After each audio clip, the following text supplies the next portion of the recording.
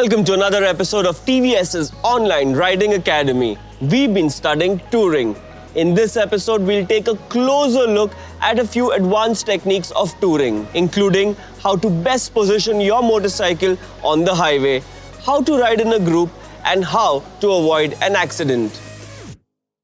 While on the highway, it's important to know where to position your motorcycle. Sticking to the middle of the road is not advisable as there might be faster traffic coming in from behind or on undivided highways traffic coming from the other way. However, sticking to the side puts you in the path of much slower and very unpredictable traffic.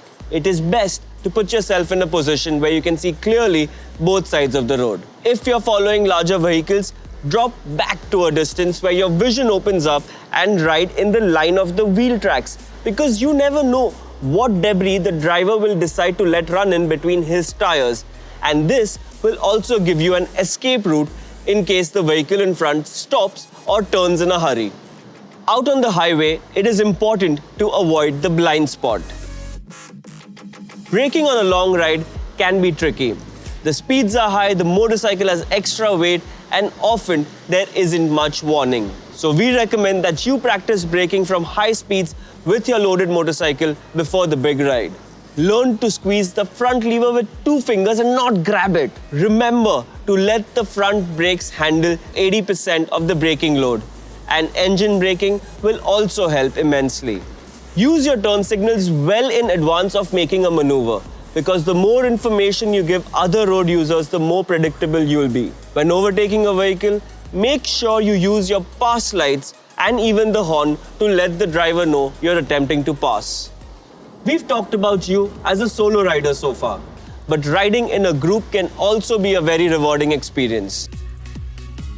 After all, that's what our AOG program is all about. However, this requires a different kind of skill. If it is a very large group, we recommend you breaking up into smaller squads depending on performance or experience. Every squad needs to have a leader and a tail.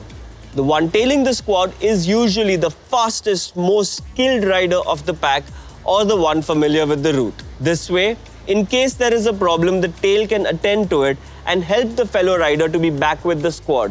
When you ride in groups, do remember to periodically glance for the rider behind you. If you don't see anyone behind, drop your pace, allowing them to catch up. Apart from observing the riders behind you, you can also use hand signals to communicate with each other. Pro tip: riding staggered and using only one lane makes it safer and occupies lesser space on the road. Use such a formation when on 2-lane roads instead of occupying the entire road and slowing down the traffic behind you. Now, if you're leading the group, remember to account for the reaction time of everyone behind you, especially while braking or overtaking. If you're following someone, do not fixate on that person ahead or in the mirror. If you're leading a group of riders, remember to keep the group speed to a manageable pace. Watch for erratic riding in your group or simply someone who's not riding like they usually do. Avoiding an accident is easier said than done, but you can help your chances with a few simple rules. 1. Always practice emergency maneuvers until you're comfortable doing them without conscious thought. We've talked about these in our city riding series of episodes. 2. Look far ahead. The earlier you see something, the more time you'll have to react to it. 3. If there is a speed limit on the road, assume that it is put there because of bad experiences other people have had at that spot with high speeds. 4. As far as possible, avoid riding in low visibility situations. This includes dawn, dusk, night, and bad weather. If you still need to ride, remember to use your high visibility vests. You could also use a double file formation to help illuminate the road well.